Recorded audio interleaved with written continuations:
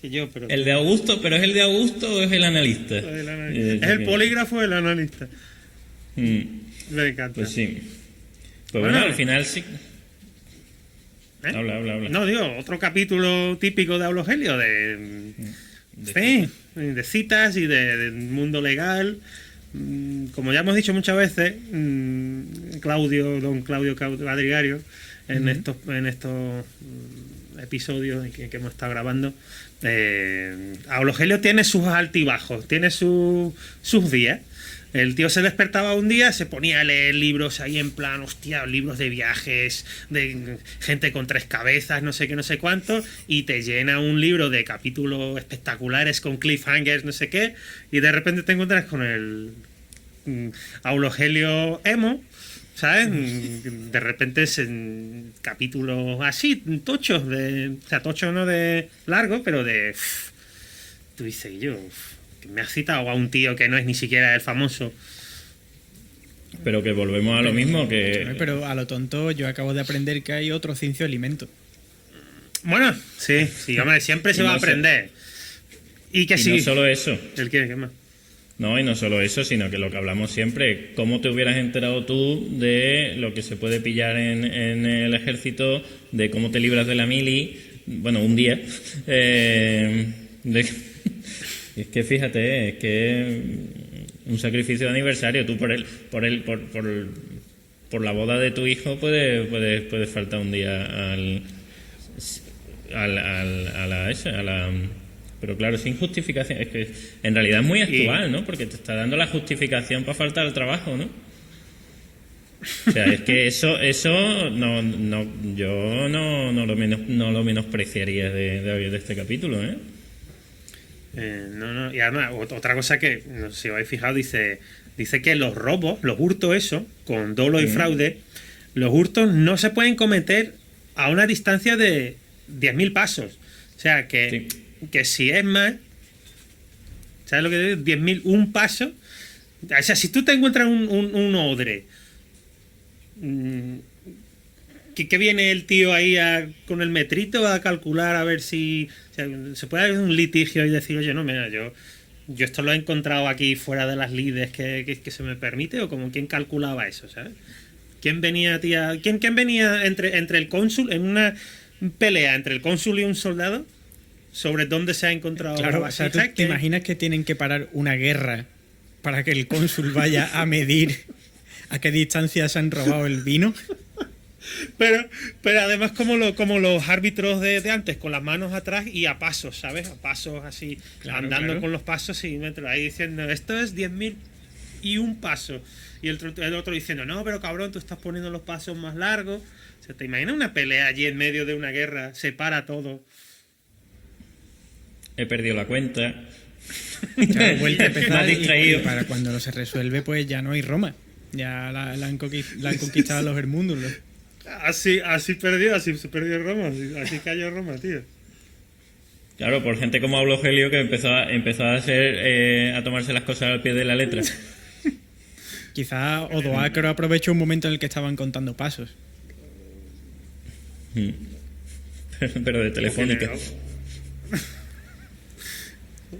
Otro Bueno, referente sí. actualizado. Esa es mi vida. De Supercable, ya falta Supercable. Pues todavía me acuerdo más de Isma del Moral, pero también de los pasos de Telefónica. Y de Retevisión, ¿te Supercable, acuerdas? Amena. Me acuerdo de Retevisión. Pero no vamos a dejar de... Bueno, y Guanadú. Ya, Guanadu, chaval. Fíjate, a mí hasta Yastel me suena a desactualizado, tío. Y eso que Yastel sigue existiendo, pero ya me suena a cosas del pasado, tío. Pero ¿por qué Jesús Vázquez? Jesús Vázquez ya... Es algo del pasado. Que pueda Está ejercer- metido en formol. ¿Quién era el que estaba de presentador cuando tú fuiste a la tele, Claudio? ¿Era el Cristian? ¿Quién era? ¿Qué? ¿No era Jesús Vázquez? Yo he ido a la tele varias veces. ¿A qué te refieres? Al Got Talent.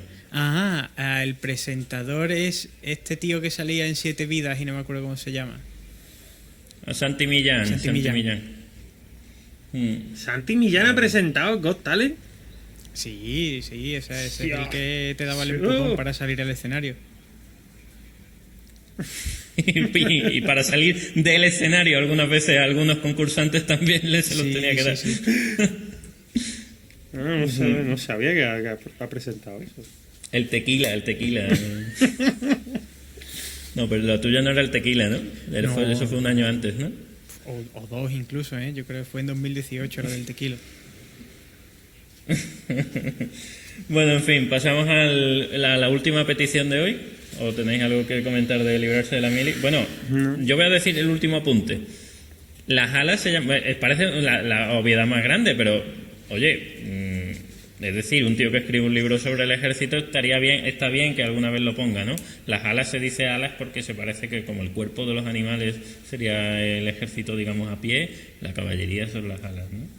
Está bien, ¿no? Está bien, me parece que aun siendo un polígrafo así escueto, pero me parece que da ahí el puntito, ahí he metido la metaforita ahí curiosa, ¿no?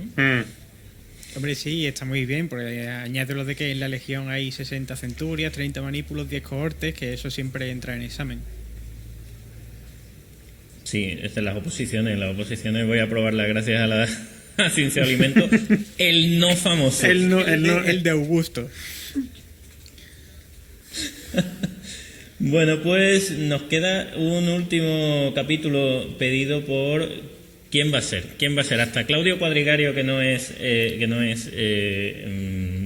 fijo en nuestro plantel, se imagina quién es la persona que hace la petición. No sé, Emilio Aragón. Aparte de Emilio Aragón. Hombre, por favor, solo puede ser una persona, solo puede ser una. ¿No hay una Sí. muchacha que siempre hace 100 peticiones? personas. Es que no sé, me quedo con los nombres de nadie. Perdón. Virrena, o también llamada Sonia, que por si tú no lo sabes, participó en una noche ática con nosotros hace ya, pues... Hace tiempo, sí. Hace hace varios meses, sí. Y fíjate,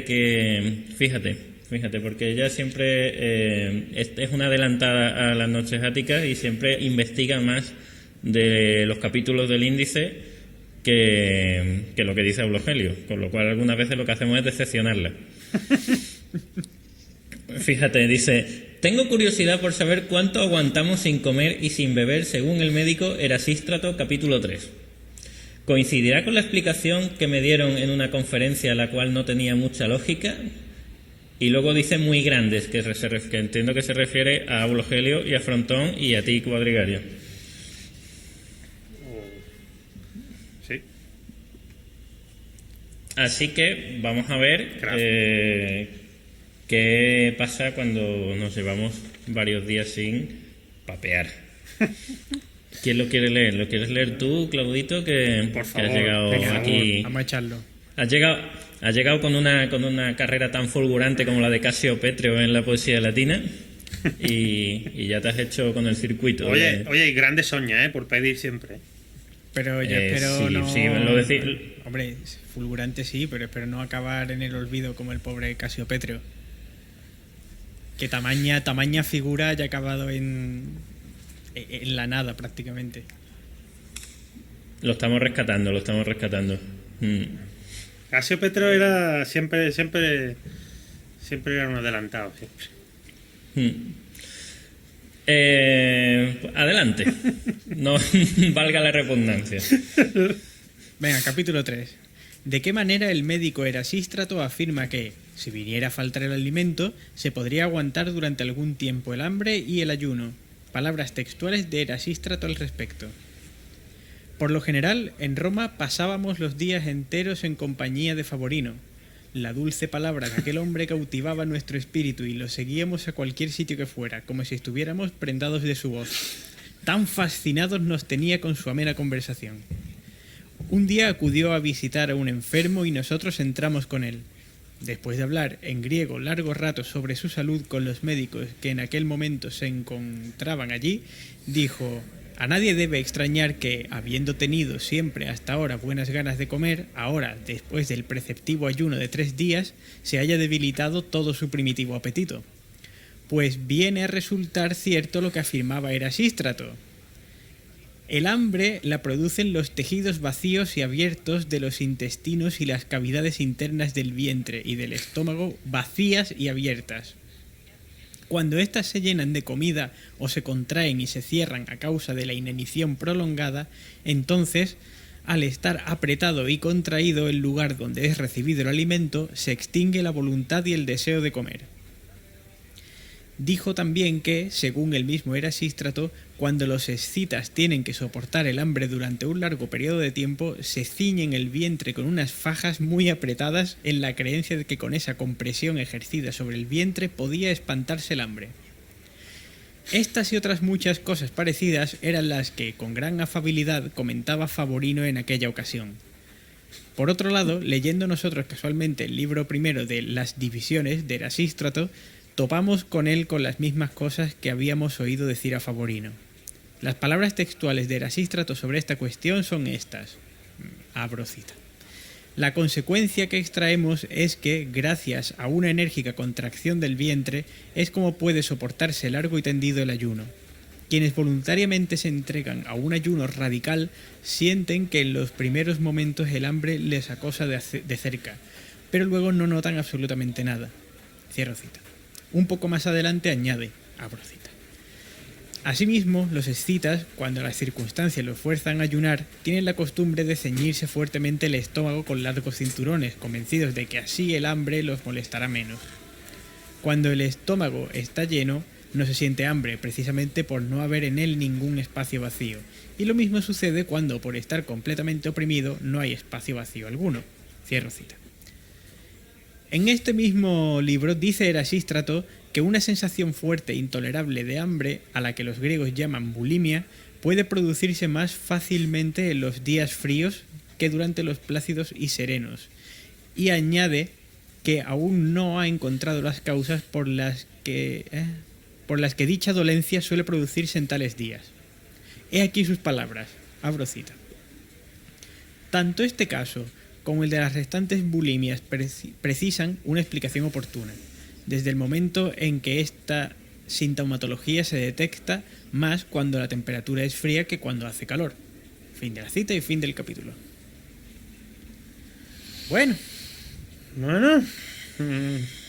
Cosmopolitan, el Cosmopolitan de la época. Sí, el Cosmopolitan en todos los aspectos, porque lo que te recomienda es no comer, básicamente. Perdóname, voy a cerrar un momentito la ventana, una pausa técnica por mi parte. Dime, Claudio, que Erasístrato que Erasístrato es un troll, ¿no? No, yo quiero empezar riñéndole un poco a Eulogelio, que me ha contado lo mismo 2 veces. Y me ha hecho leer lo mismo 2 veces. Porque lo ha puesto en palabras de Favorino y luego en las propias palabras de Erasístrato, que son las mismas. O sea, es como mi madre, que me cuenta todo 3 o 4 veces. Sí. Es que a lo mejor le pagaban a Eulogelio por palabras, ¿sabes? ¿Tú te crees que a Eulogelio le pagaban? Pero lo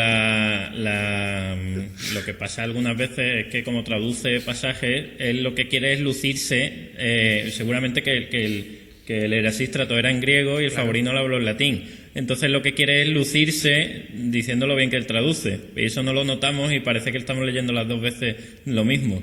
Pero él lo que quiere es lucir su traducción para decir, mira lo parecido que lo he hecho. A ver, pero también te digo que entendería si en el texto original, que no tengo a mano, hubiera citado el texto griego en griego. Digo, pues vale, pues me lo pone ahí para que yo lo lea. Pero si Creo es para que sí, lucir una traducción, sería para Creo que darle sí, cuenta. Pues entonces sí, o sea, sí. Si lo tiene puesto en griego, pues yo me callo la boquita y no he dicho nada. Buscaremos el texto original, pero vamos, y que soy si yo lo tengo un fraude aquí. por no consultar el texto original. No eres un fraude. No. Eres lo que... ¿Tú te crees que Frontón alguna vez ha planteado consultar el texto original con la cara esa que tiene ahora mismo? Yo creo que no duerme por las noches por eso. No, pero ahora mira, tengo el libro ahí en donde me encuentro, en los estudios de la radio en la que me encuentro ahora. Tengo aquí el libro de Eulogelio en latín. Nada más que cortemos la grabación, lo voy a buscar. Aito. No, Aito no lo voy a buscar. Lo voy a buscar hambriento. Pero sí, yo creo, porque vamos, el libro lo he tratado yo varias veces y vamos, que lo he abierto y aparecen citas en griego, sí. Pues ya está, resuelto el misterio. Bueno, y respecto Pero- al hambre, que que se han juntado con la gana de comer. jeje, pues está gracioso esto de apretarse la barriga para no tener hambre. Sí, sí. Sí. O sea, los nazarenos en Semana Santa se ponen su fajita, ¿no? Y lo tienen, ¿no? Claro, es por eso, es porque es una tradición muy escítica.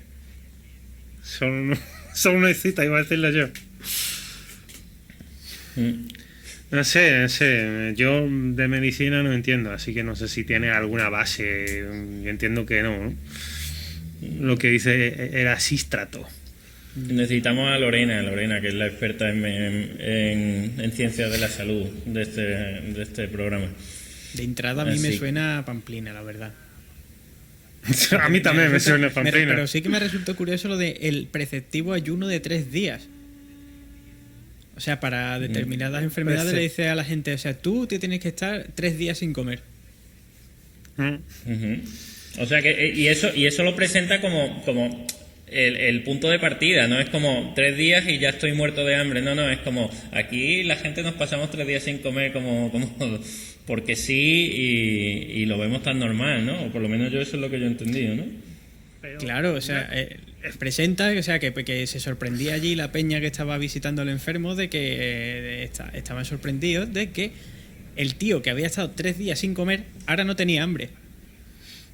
En vez de comerse a su madre por los pies o algo. Pues, a ver, también es normal. El estómago tiene que estar un poco chungo si te tiras 3 días sin comer. Hay que darle dietita blanda, una merlucita hervida, tortillita francesa. No sé, es que yo lo máximo que he estado sin comer ha sido... ¿Qué te digo 10 yo? minutos. No, 10 minutos no. Pero yo, a ver, no... Yo creo que todos los días he comido algo. Creo. No sé vosotros. Sí, Pues hace hombre, poco sí. estuve enfermo y me pasé más de un día sin comer. No es muy bonito, la verdad. Hombre, si estás muy mal. Pero yo no... En aquel momento no era mi preocupación los tejidos vacíos. Es decir, me voy a poner una... Tenías que te imaginas, se empieza a poner una faja ahí la gente en casa diciendo ¿qué hace? Que yo- Dice, no, mira que era Sístrato, es que era Sístrato. Lo dice Eulogelio. A mí una cosa que no me ha quedado claro, yo de verdad perdonadme que es que estoy muy espeso. Vamos a ver, cuando dice, porque Favorino, o sea, Eulogelio está citando a Favorino y dice que Favorino estaba diciendo: a nadie debe extrañar que habiendo tenido siempre hambre, ¿no? Habiendo tenido siempre hasta ahora buenas ganas de comer, está hablando Favorino, ¿no? Pero luego dice, Sí. después del preceptivo ayuno de 3 días se haya debilitado todo su primitivo apetito. O sea, Favorino está allí atendiendo a un enfermo o que está... Sí, lo dice. Bueno, Sí, yo me he ya lo he perdido. leído antes. En cierta ocasión en que había ido a visitar a un enfermo... Vale, él estaba visitando a un enfermo con unos médicos. O sea, estaban los médicos griegos allí y aparte estaba Favorino para dar su opinión, básicamente, ¿no? Sí. Vale, eso es Sí. lo que... Vale. Es que claro, sí. Vale. Es Este como- es el como- cuñado, este es el cuñado de toda la vida, Claro. ¿no? O yo en Facebook. O como nosotros, haciendo como la nosotros. haciendo la retransmisión de autores que ni siquiera conocemos y no nos da vergüenza, como Ciencia de Alimentos. Pero es que me encanta porque me imagino ahí a Favorino en plan, ahí los médicos ahí griegos allí en plan, ¿sabes? No voy a hacer lo de Jodicaeópolis porque no quiero hacer la bromita. Están ahí hablando en griego allí en plan media habitación seguro sin entender lo que están diciendo, no sé qué, no sé cuánto, y ahora Favorino, bueno, ahora que habéis dicho lo que habéis dicho, ahora voy a dar mi opinión. Y empieza el tío diciendo, haciéndose, ¿sabes? Más listo que los médicos allí, tío. Que en fin, anda que no conoce más gente así. Y es probable, pero es probable que Favorino fuera más listo que los médicos. A mí Favorino me está cayendo gordo, ¿eh? En cuanto a medicina no lo sé, ¿eh? Pero hombre, habrás leído. Pero es que Favorino tiene un airecito a Eulogelio. O sea, el típico que es capaz de citarte a 5.000 autores diferentes, pero no quiere decir necesariamente que sepa de medicina, ¿sabes? Salvo que me digas que tú eras un médico, Favorino, no lo sé. ¿Tú eras médico? No. Tú no eras médico, ¿no? No, y aparte le estoy cayendo mal aquí al amigo Claudio Cuadrigario. Hombre, es que no se puede ir tan entera por la vida, ¿eh? El triángulo de la muerte, Favorino, Eulogelio y el Cuadrigario. Frontón. Frontón. Ah, Frontón. Que les encantaba dar su opinión. Sí. Bueno, ¿y alguna petición más o algo o qué? Pues no, simplemente que nos tendremos que enterar ya fuera del aire cuál es la opinión que escuchó Sonia en la conferencia, a ver qué decían sobre el tema de comer o no comer, porque la verdad es que me pica la curiosidad. Oye, ¿a nadie le ha llamado la atención el capítulo de las víctimas videntes? Ahora mismo estaba leyendo la primera frase de ese capítulo y a mí me ha llamado, está Julio Higino, ¿no? Allí. ¿Lo leemos? Vamos a verlo, tío, porque empieza muy interesante, por lo menos. No, hombre, ya sabéis que ya he adelantado que estaba leyendo la primera frase. Claro, estoy proponiendo esto porque no tenemos más peticiones, ¿vale? Que sepa la gente Claro. que si algunas veces llega Sonia, Miriam y demás y nos piden 2 capítulos en la misma noche ática. Sí. Y ahora que tenemos un poquito más margen, más cancha para comentar, se han quedado cortas. Bueno, pero genial, chapó, me quito el sombrero ante ellas. Por favor. Y ante Frank. Bueno, ante Frank me lo quité hace tiempo. Entonces, ¿cuál es el de las víctimas videntes? ¿Me lo recuerdan El ustedes? capítulo El 6. Vale, pues léelo tú, Frontón. Vale, capítulo 6. ¿Qué son las víctimas llamadas videntes y por qué se han llamado así? Opiniones a este respecto de Nigidio Fígulo y Julio Higino. De regreso de Grecia, al desembarcar en Brindisi, vimos un barco en el que un individuo, profesor de lengua latina, traído de Roma por los brundisinos, se ofrecía a la gente para que lo pusieran a prueba. Acudimos nosotros también hasta él para distraernos, porque estábamos cansados y mareados por el oleaje del mar. Clásica situación, ¿eh? Ojo, clásica situación. Estaba leyendo de manera incorrecta y grosera el libro 7 de la Eneida de Virgilio, en el que aparece el verso que dice, abro cita, conforme al rito, sacrificaba 100 lanudas videntes. Y pedía, cierro cita, y pedía que si alguien quería aprender algo de todas aquellas cosas, le preguntara. Entonces yo, admirado ante la seguridad de aquel ignorante, le dije, abro cita, ¿puedes enseñarnos, maestro, por qué las llama videntes? Cierro cita. Abro cita. Las llama videntes, respondió, y además lanudas para indicar más claramente que se trata de ovejas. Cierro cita. Abro cita. Más adelante, repliqué yo, veremos si, como tú dices, solo las ovejas son llamadas videntes y si Pomponio, compositor de Atelanas, se equivocó en los galos transalpinos cuando escribió aquello de, abro cita, Marte, yo prometo solemnemente que si algún día vuelvo, te sacrificaré un berraco vidente. Cierro cita. Lo que yo te pregunto ahora es si sabes cuál es la explicación de esta palabra. Cierro cita. Y aquel individuo, sin vacilar un momento y con gran osadía, contestó, abro cita: las ovejas se llaman videntes porque únicamente tienen 2 dientes. Cierro cita. Yo añadí, abro cita: dime por favor, ¿en qué país del mundo has visto tú que por su propia naturaleza las ovejas tengan solo 2 dientes? Se trataría de un caso portentoso que requeriría un sacrificio expiatorio. Cierro cita. Entonces aquel, alterado e irritado conmigo, contraatacó así. Abro cita: ¿Por qué no me haces más bien las preguntas que se deben hacer a un gramático? Por los dientes de las ovejas se preguntan a los pastores. Cierro cita. Los demás rieron la gracia de aquel pícaro. Nigidio Fígulo, en su libro Las vísceras, dice que se llaman videntes no solo las ovejas, sino todas las víctimas de 2 años. Pero tampoco explicó con más claridad por qué se llaman videntes. Sin embargo, tal como nosotros pensábamos, en unos comentarios relativos a la legislación de los pontífices encontramos escritos que las víctimas inicialmente se denominaron algo así como bienes, término en que se introdujo una D, resultando vidennes. Pero a consecuencia del largo uso lingüístico, la palabra se alteró y de vidennes se convirtió en videntes, que resultaba más fácil y sencillo de pronunciar. Empero, Julio Higino, que parece haber conocido bien la legislación de los pontífices, en el libro 4 de sus comentarios a Virgilio escribió que se llaman videntes las víctimas que por su edad tenían más largos 2 de sus dientes. Cito sus palabras textuales, abro cita: la víctima vidente ha de tener 8 dientes, pero 2 de ellos más largos que los otros, de modo que, gracias a ello, quede claro que ha pasado de ser joven a adulta. Cierro cita. Si esta opinión de Higino es o no cierta, es algo para lo que sobran los argumentos y bastan los ojos. Madre mía. Termina el capítulo. Vaya bif.